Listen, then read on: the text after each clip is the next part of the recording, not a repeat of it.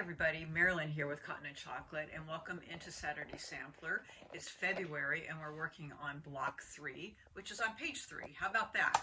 So it's Stormy Sea, and actually the block is called Storm at Sea. I know, a little confusing, but here we are.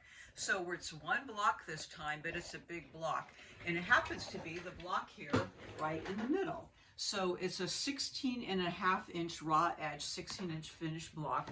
So I'll kind of point it out as the one right in the middle here. So it goes from here to here to here. So it's the really cool block. It's the center focus, and it almost, when it's on its own, looks a little 3D. And the exciting part is that we're using that V-block ruler. I know, right out of the gate here. So I'll be showing you a brand new technique this month, which is very exciting. And if you haven't noticed, the quilt is quilted. It's a little bunchy because it's in my room, so we couldn't open it all the way up in my room, but the quilt is quilted. And I quilted it on our new long arm at the shop. So if you haven't seen all the notices, but the long arm is up and going. And my quilt finish, I did a little bit different border, as you can see from the one that's, on the picture. I put just a simple blue border, so it's a little bit smaller than the finish size. The regular finish is 104. Mine finished at 101, but we can do big quilts now. And so we're up and going in business. If you're interested in having us quilt your quilt, we'd love to have your business. So give us a call. We have information at the shop. But I think it looks pretty great. I'm excited. So yahoo! Anyways, let's get back down to business. So I'm going to talk to you about the cutting, and of course we have changes on the cutting.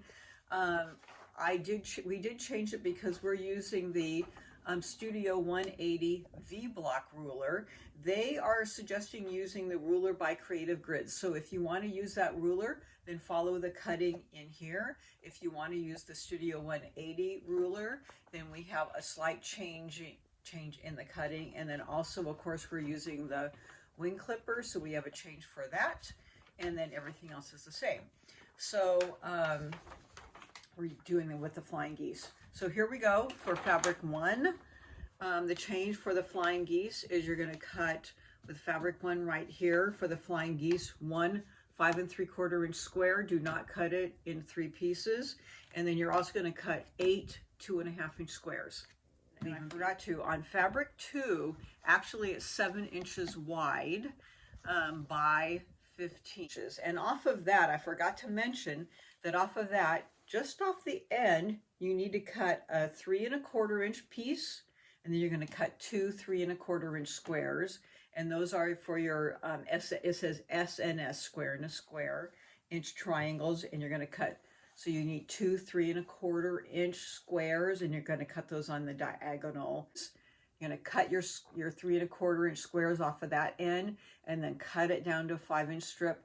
And then fabric 4 is the same deal. You need 5 inches, and okay, and then just by the strip. Don't cut it down. Okay, and then fabric 6, you're going to cut 4 3 1/4 inch squares out of fabric 6.